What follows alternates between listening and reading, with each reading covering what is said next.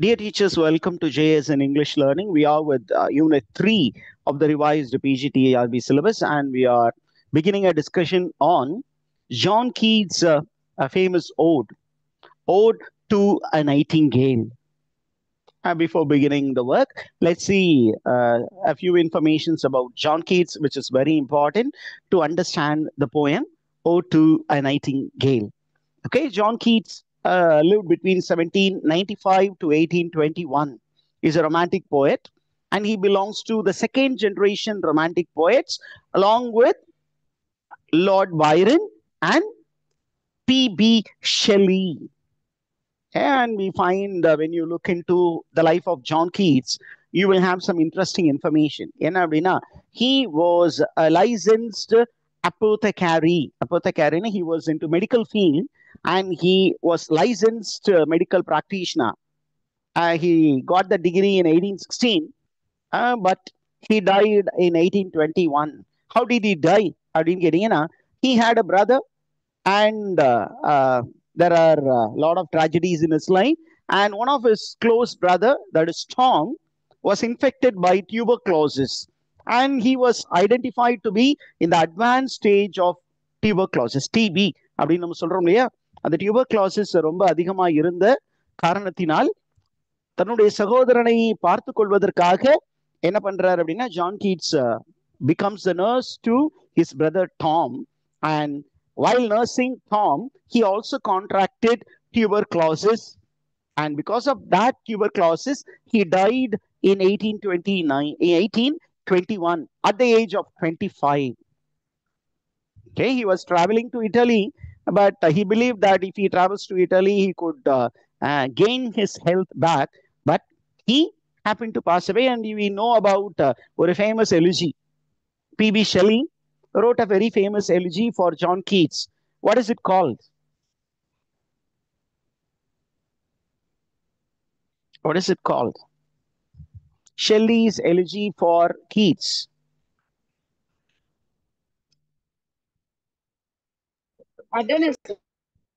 Beautiful.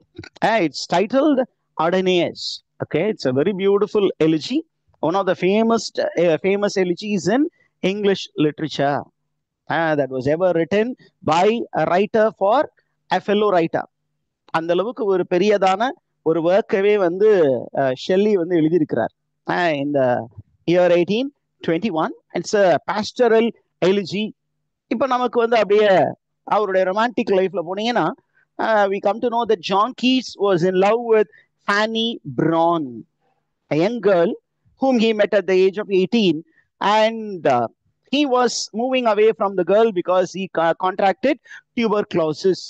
And we come to know from some of the writings that Fanny Brawne loved John Keats very passionately, that she mourned John Keats for a longer period of time after the death. அப்படிங்கிற ஒரு இன்ஃபர்மேஷனும் இருக்கு. Now, what is John Keats famous for? அப்படின்னா, John Keats is famous for two things. One is he was a romantic poet. He celebrated nature in his work. பக்காவா நேச்சரை celebrate பண்ணாரு. ரெண்டு aspect என்ன அப்படின்னா, he gave importance to the sensorial impression that come through the senses. It's called sensual. அடுத்தது sensuous அப்படின்னு சொல்லுவாங்க. அப்படின்னா கொஞ்சம் செக்ஷுவல் எலமெண்ட்ஸ் கொஞ்சம் அதிகமா இவருடைய போயத்துல இருக்கும். சரி, இன்னைக்கு ஜான் கீட்ஸை நம்ம பெருசா செலிப்ரேட் பண்றோம் அப்படின்னா, it is because he is the one who revived ode form in English literature. There were many people who wrote odes, but அதிகப்படியான odes யாரு கான்ட்ரிபியூட் பண்ணா அப்படின்னா, it was John Keats. Ode form, where did it originate? சொல்லுங்க பார்க்கலாம். Where did ode form originate? Greek, sir. It originated in the Greek world. It's a poem which celebrates a hero's victory march, or it celebrates an event or an occasion or a place. அதனுடைய language எப்படி இருக்கும் அப்படின்னு கேட்டீங்கன்னா, the language of an ode will be highly formal. ரொம்ப ஆர்னமெண்டலா இருக்கும், ரொம்ப high stylish வேர்ட்ஸா இருக்கும். அந்த மாதிரி ஓட் அப்படிங்கிறத வந்து இங்கிலீஷ் லிட்ரேச்சர்ல நிறைய பேர் யூஸ் பண்ணாலும் ரொம்ப அதிகமான ஓட்ஸ் எழுதுனது it is John Keats. Particularly அவர் நீங்க போய் பாத்தீங்கன்னா அவருடைய பயோகிராஃபில லாங் லிஸ்ட் ஆஃப் ஓட்ஸ் இருக்கும். அதுல ஒரு 6 odes published in 1819 they stand out. அந்த 6 ஓட்ஸ்ல ஒரு ஓடு தான் நமக்கு கொடுத்துருக்காங்க. 1819 odes. Okay, ode on a Grecian urn. Number 2, ode on indolence, ode on melancholy, ode to a nightingale, ode to Psyche, to autumn. இது இல்லாம பாத்தீங்கன்னா லாங் லிஸ்ட் இருக்கு. இந்த 6 words are very famous. Okay, what is the theme of the present ode, ode to a nightingale? அப்படின்னு கேட்டீங்கன்னா, number 1, optimistic pursuit of happiness or pleasure. pursuit of pleasure அப்படின்னா going after happiness, அது optimistic வேவா எப்படி மேற்கொள்ளலாம். Number 2, he was focusing on the power of music to evoke particular emotion.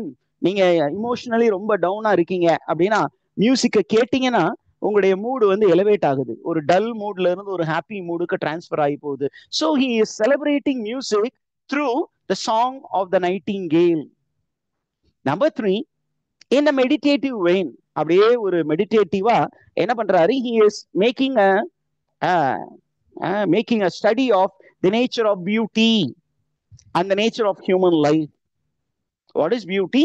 What is the nature of human life? Human life is short-lived, but within that short period of time you can enjoy pleasure. How? By listening to the most beautiful elements in the world, the song of the birds. Okay, அடுத்தது, he tries to tell the world that beauty and music, they can provide temporary escape from the pain of the world. இந்த உலகம் வந்து அப்படியே ரணத்தால் நிறைந்த உலகம். மனித வாழ்க்கை என்பது ரணங்கள் நிறைந்த வாழ்க்கை. இந்த ரணங்கள் நிறைந்த வாழ்க்கையிலிருந்து அப்பப்ப நம்ம கொஞ்சம் ஒரு டெம்பரரியா ஹாப்பி ஆகலாம். எப்படி அப்படின்னா by listening to nature, listening to music or looking at nature. And in the poetல he also meditates on the transience of life. What do you mean by transience of life? அப்படின்னு சொன்னீங்கன்னா, it is temporary nature of life. Human life is short-lived. But what is long-lived? The song of birds. The beauty in nature is long-lived. அப்படிங்கிற ஒரு விஷயம். சரி, நிறைய critics என்ன சொல்லியிருக்காங்க அப்படின்னா, this poem is a beautiful example of negative capability. ஏன் அப்படின்னா இங்க பாத்தீங்கன்னா அவரு நீங்க செட்டிங் ஆஃப் த போயம் கொஞ்சம் சொன்னாதான் இந்த கான்செப்ட் உங்களுக்கு புரியும். என்ன அப்படின்னா, ஒரு ஈவினிங் டைம் நம்ம John Keats is sick and he is bedridden. அப்படி பெட்ல படுத்துட்டு இருக்காரு. அப்போ அப்படியே லைஃப் வேதனையா இருக்கே அப்படின்னு சொல்லிட்டு நான் பேசாம செத்தா பரவாயில்ல அப்படின்னு ஒரு வாழ்க்கையின் விளிம்பிற்கே அவருடைய மூடு போயிட்டு இருக்கும் பொழுது திடீர்னு பாத்தீங்கன்னா அந்த ஜன்னல் வழியா ஒரு சப்தம் வருது, ஒரு அழகான ஒரு சங்கீதம் வருது. அது யாருடைய சங்கீதமா இருக்கும் அப்படின்னு இவரு கெஸ் பண்றாரு. அது ஒரு நைட்டிங்கேலா இருக்கலாம். அது நைட்டிங்கேல் தானா அப்படின்னு இவர் பார்த்தாரா அப்படின்னா அந்த மாதிரி சத்தம் எழுப்பக்கூடிய ஒரு பறவை வந்து நைட்டிங்கேல். அந்த வாய்ஸை கேட்டோடனே இவர் என்ன பண்றாரு, தன்னுடைய அந்த பெயின்ஃபுல் சிச்சுவேஷன்ல இருந்து என்ன பண்றாரு, he wants to come out of his body and fly like the nightingale. இந்த உலகத்தெல்லாம் அந்த கஷ்டத்தெல்லாம் மறந்து நான் வெளியில போகணும்னா யாரை வந்து நான் துணையை பற்றி கொள்ள வேண்டும்? he wants the help of death. when death comes and kisses John Keats, என்ன பண்ணலாம், இந்த உடம்பை விட்டு வெளியில போயிடலாம். வெளியில போய் அந்த பறவையோடு பறவையாய் திரிந்து பறந்து ஜாலியா இருக்கலாம் அப்படின்னு கற்பனை உலகத்துல அப்படியே தன்னுடைய இமேஜினேஷனை யூஸ் பண்ணி என்ன பண்றாரு, அந்த பறவையோடு பறந்து திரிகிறார். மேல இருந்து எல்லாத்தையும் அப்படியே பாக்குறாரு. தன்னுடைய வீட்டுக்கு பக்கத்துல இருந்த வேலியை பாக்குறாரு, மலைகளை பாக்குறாரு. அப்படியே ஒரு பேர்ட்ஸ் ஐ வியூல இருந்து இந்த உலகம் எப்படி இருக்கும் அப்படின்னு பார்த்துட்டு ஃபைனலா டக்குன்னு பாடிக்குள்ளார அந்த ஸ்பிரிட் வந்துருது. முழிச்சு பாக்குறாரு, ஐயோ இது கனவு தான் போல இருக்கே, அங்க இந்த உடம்புக்கு வெளியில நான் இருந்திருந்தாவே நல்லா இருக்குமே அப்படின்னு அவர் யோசிச்சுட்டு அந்த பேர்டை செலிப்ரேட் பண்றாரு. நீ எவ்வளவு ஜாலியா இருக்கிற, என்னால அந்த மாதிரி ஜாலியா இருக்க முடியலையே. ஒருவேளை நீ உண்மையான பறவையா அல்லது என் கற்பனை பரவியா அப்படின்னு டுவர்ட்ஸ் த லாஸ்ட் ஸ்டான்ஸால வர்றாரு. இந்த மாதிரி ஒரு அன்சர்டனிட்டிய நம்ம புரிஞ்சுக்கணும் அப்படின்னா நம்ம கிட்ட என்ன இருக்கணுமா? நெகட்டிவ் கேப்பபிலிட்டி அப்படிங்கிறது நம்ம கிட்ட இருக்கணும். Did you understand what is negative capability, teachers? Negative capability was a term which was coined by John Keats in the year 1817. John Keats had the habit of writing many letters. நம்ம ஏற்கனவே சிலபஸ்ல letters of John Keats அப்படின்னு இருந்தது. அதுல ஒரு essay ஒரு particular லெட்டர்ல இந்த டேர்மை கிரியேட் பண்ணார். He coined the term and he defined it as the ability to tolerate uncertainty, doubt and not knowing. நம்மளால கண்டுபிடிக்க முடியாது, அதை நம்ம அக்செப்ட் பண்ணி தான் ஆகணும். அதை அக்செப்ட் பண்ணோம்னா நம்ம கிட்ட என்ன இருக்கணும்? அந்த நெகட்டிவ் கேப்பபிலிட்டி இருக்கணும். He also defined it as the ability to pursue beauty and perfection even when it leads to uncertainty. நீங்க அழகை பின்பற்றி போகணும்னு நினைக்கிறீங்க, அல்லது நிறைமையை, பெர்ஃபெக்ஷன்னா நிறைமைன்னு தான் தமிழ்ல சொல்லணும், பூரணத்தை நீங்க அப்படியே பர்சியூ பண்ணி போகணும்னு நினைக்கிறீங்க. ஆனா போகும் பொழுது there is uncertain state. அந்த அன்சர்டன் ஸ்டேட்டை நீங்க புரிஞ்சுக்கிறதுக்கு இந்த நெகட்டிவ் கேப்பபிலிட்டி தேவைப்படும் அப்படின்னு நமக்கு சொல்றாரு. சரியா டீச்சர்ஸ்? இந்த ஐடியா உங்களுக்கு புரிஞ்சுதா? சரி, இது புரிஞ்சுக்குவீங்கன்னு நினைக்கிறேன். Now, what is the place in which this ode to a nightingale was written? ஏறக்குறைய அது எழுதுனது 1819 நம்ம சொல்லியாச்சு. When was it written? எந்த டைம் பீரியடுக்குள்ள எழுதினாரு அப்படின்னு தகவல் கேட்டீங்கன்னா அதெல்லாம் இங்க போட்டு வச்சிருக்கேன். நிறைய கிறுக்கல்கள் இருக்கும், பட் ஒவ்வொரு கிறுக்கலுமே ரொம்ப இம்பார்ட்டன்டான கிறுக்கல்கள் என்ன பொறுத்த மட்டும். Okay, it is stated that John Keats wrote this ode between 26th April 1819 to 18th May 1819. 26 April 1819 அதுல இருந்து 18 மே 1819 எழுதி இருக்கலாம். சரி, எங்க சார் உட்கார்ந்து இருக்கும் போது இதை எழுதினாரு அப்படிங்கும் போது நம்ம ஜான் கீட்ஸ் உடைய நண்பர் ஒருத்தர் இருக்காரு. அந்த ஜான் கீட்ஸ் உடைய நண்பர் என்ன சொல்றாரு அப்படின்னா, அவருடைய நண்பருடைய பேர் சார்ல்ஸ் ஆர்மிடேஜ் பிரவுன்.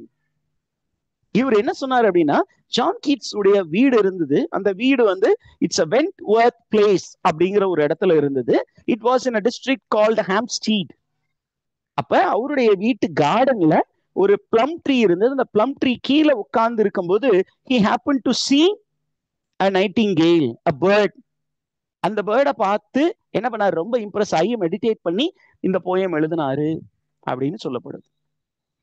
ஒரு சில கிரிட்டிக்ஸ் என்ன சொல்றாங்கன்னா, இல்ல, ஜான் கீட்ஸ் இந்த ஹாம்ஸ்டெட் அப்படிங்கிற ஒரு இடத்துல ஒரு ஸ்பானியார்டு இன்ன்ல தங்கி இருந்தாரு. அந்த ஸ்பானியார்டு இன்னுடைய கார்டன்ல ஒரு பறவை அழகா ஒலி எழுப்பிக்கிட்டு இருந்தது.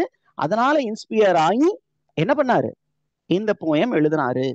எது எப்படியோ, a bird served as an inspiration for John Keats to write this poem. What was that bird? As the title suggests, it is a nightingale. Nightingale. And when was this poem published? It was published in July 1820 in the Annals of Fine Arts. Annals of Fine Arts அப்படிங்கிற அந்த literary மேகசின்ல தான் publish ஆச்சு. சரி, இதுல என்ன metre use பண்ணாரு John Keats? Ode ஃபார்ம்னு சொல்லியாச்சு. Form of the poem is ode. என்ன மீட்டர் அப்படின்னா 2 மீட்டர் இதுல யூஸ் பண்ணி இருக்கிறார். மொத்தம் பாத்தீங்கன்னா 80 லைன்ஸ். 80 லைன்ஸ அப்படியே 8 ஸ்டான்ஸாவா பிரிச்சிருக்கிறாரு. ஒவ்வொரு ஸ்டான்ஸாலையும் 10 லைன். இப்ப இந்த 10 லைன்ஸுமே அயாம்பிக் பென்டாமீட்டரா அப்படின்னா இல்ல சார், அயாம்பிக் பென்டாமீட்டர் பிரிடாமினன்ட். அதுல ஒரு 8th லைன், ஒவ்வொரு ஸ்டான்ஸாலையும் 8th லைன் ரொம்ப ஷார்ட்டா இருக்கும், நீங்க பாப்பீங்க. There he has used iambic trimeter. Majority iambic pentameter. 8th லைன்ல என்ன யூஸ் பண்ணியிருக்கிறாரு?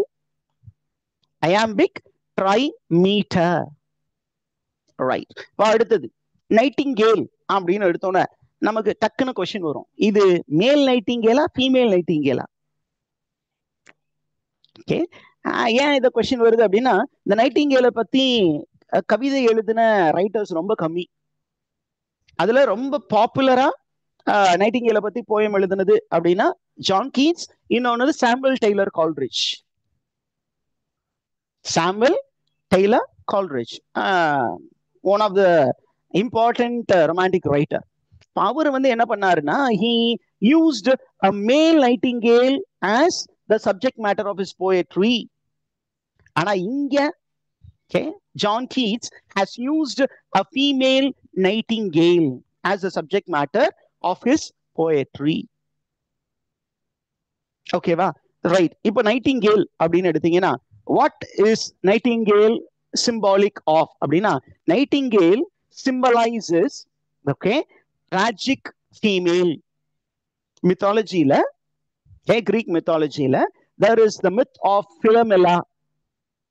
கிரீக் மித்தாலஜியில என்ன மித்தை பத்தி, என்ன மித்துல வந்து நைட்டிங்கேல் அசோசியேட் ஆகுது? the myth of Philomela.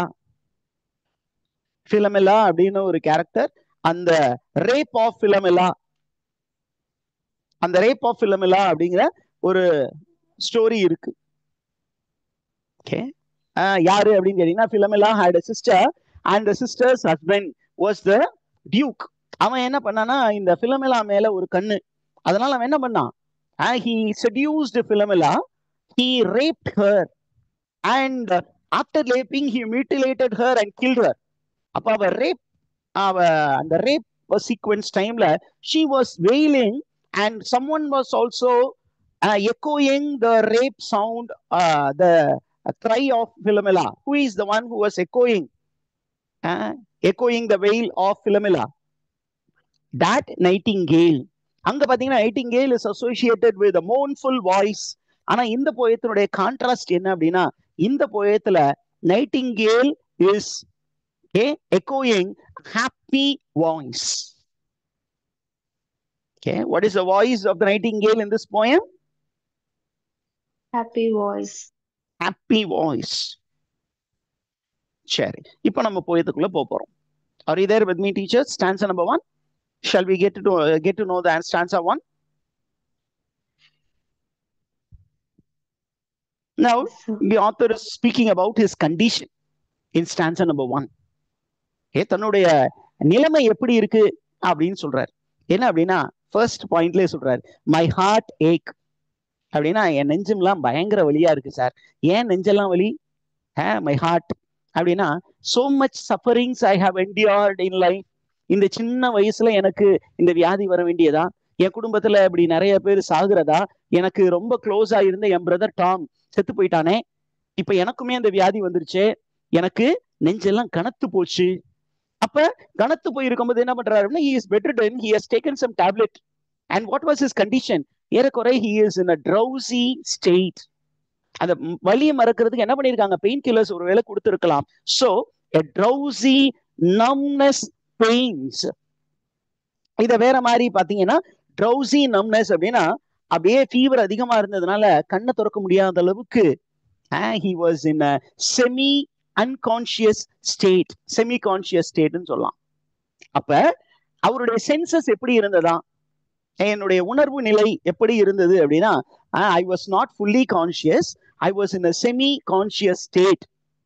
எது மாதிரி என்னுடைய செமி கான்சியஸ் ஸ்டேட்ல இருந்தேன்னா, like Socrates who took hemlock and became semi conscious, or who became semi unconscious. ஹேம்லாக் வந்து இந்த சாக்ரட்டிஸ் இருக்க அல்யூஷன் பாருங்க. சாக்ரட்டிஸ் என்ன பண்ணாரு, is a very great thinker in the world of Athens, Greek world. அங்க அவர் ஒரு பெரிய ரெவல்யூஷனரி திங்கர். ஆனா government, the Athenian government wanted to eliminate him. அப்ப அவர்கிட்ட கேட்டாங்க, மக்கள்லாம் உனக்கு கொன்னோம்னா எல்லாரும் பெரிய கிளர்ச்சி ஏற்படுத்திடுவாங்க, அப்ப எப்படி சாக விரும்புற, ஹெம்லாக் கொடுங்க குடிக்கிறேன் அப்படின்னு ஹெம்லாக் குடிச்சுக்கிட்டே அப்படியே மெதுவா, அது ஒரு ஸ்லோ பாய்சன், குடிச்சுக்கிட்டே லெக்சர் கொடுத்துக்கிட்டே செத்து போனாரு. அந்த மாதிரி ஒரு செமி கான்சியஸ் ஸ்டேட்ல நான் இருக்கேன். Did you understand what is the condition of the poet when he begins the poem? Yes, sir. அடுத்தது பாருங்க, emptied some dull opiate to the drains. Okay, அப்படியே ஓபியம் எடுத்தவனை போல, or emptied as ன்னு போட்டிருக்காரு. அப்ப ரெண்டு சிமிலி. ஒன்னு வந்து he is actually making an allusion to Socrates, who was in a semi-conscious state while taking hemlock.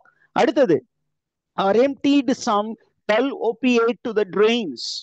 அப்படின்னா he is referring to Samuel Taylor Coleridge, who took opium in order to write the famous fragmentary poem. What is that famous poem? Kubla Khan. நமக்கு குப்லா கான். அப்ப ஒரு alternate வேர்ல்ட பத்தி ஒரு poem எழுதணும் முடிவு பண்ணாரு. OPM எடுத்து அப்படியே ட்ரக் இன்டியூஸ் பண்ணி எழுதிக்கிட்டு இருந்தாரு. இடையில ஒரு யாரோ ஒரு இன்ட்ரூடர் வந்து கதவு தட்டினதுனால அந்த போயம் பிகேம் அ ஃப்ராக்மெண்ட். அப்ப அந்த மாதிரி நானும் இருந்தேன். அப்படியே செமி கான்சியஸ்ல இருந்து அன்கான்சியஸ்க்கு மூவ் ஆகிட்டு இருந்தேன். எங்க போயிட்டு இருந்தேன்?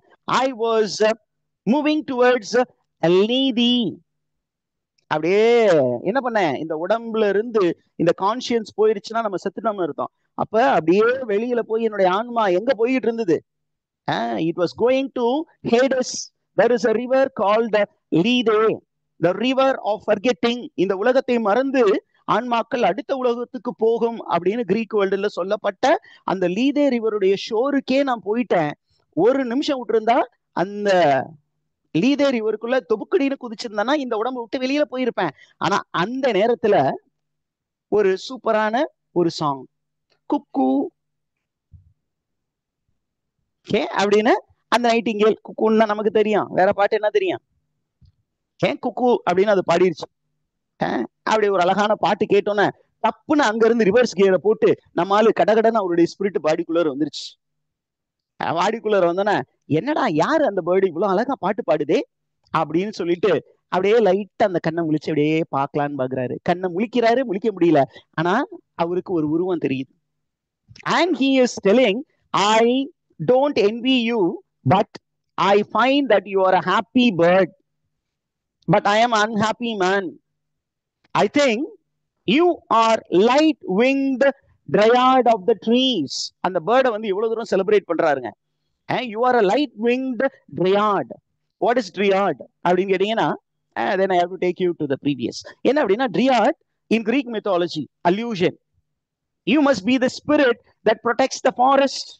I think you, that particular spirit, is now trying to cheer me up. நான் நினைக்கிறேன் நீ வந்து அந்த கிரீக் மித்தாலஜியில சொல்லக்கூடிய the forest deity which has taken the form of a bird and you are trying to entertain me. I think you are somewhere in some melodious plot of beach in green. அப்படியே out side world அப்படியே describe பண்ற nature description பாருங்க. You are in the green field and you are under a beech in green. beech in அப்படின்னு சொன்னீங்கன்னா ஒரு tree, அந்த ட்ரீயுடைய நிழல்ல and shadows numberless. இதெல்லாம் ஹைப்பர்பலி. What is it called, teachers? Shadows numberless. It is hyperbolic description. Okay, அப்படின்னா நீங்க ஒரு இடத்துல வந்து ட்ரீஸ் இருக்கு, அதனுடைய ஷேடோ கீழே விழுவுது. அப்ப நம்பர்லெஸ் ஷேடோஸ் அப்படிங்கிறாரு. அப்படின்னா அவ்வளோ பெரிய காடு இங்க எங்கேயாவது இருக்குமா அப்படின்னா இல்ல. அந்த காட்டு நிழல்ல ஒரு அழகான ஒரு பறவை, it is singing during summer season. எப்படி பாடுது? Not a small what is it, ரொம்ப அப்படியே மைல்டா இல்ல. It is singing in full throat ease, full throat easily, ரொம்ப மெலோடியஸா சத்தமா பாடிக்கிட்டு இருக்கு. So I am very happy for you. Okay, so அந்த பேர்டை பார்த்தோன்னா இவருக்கு ஒரு ஆசை வருது. அந்த ஆசை தான் next stanza. Are you there with me, teachers? Did you understand stanza 1? Yes. Yes, sir. Okay.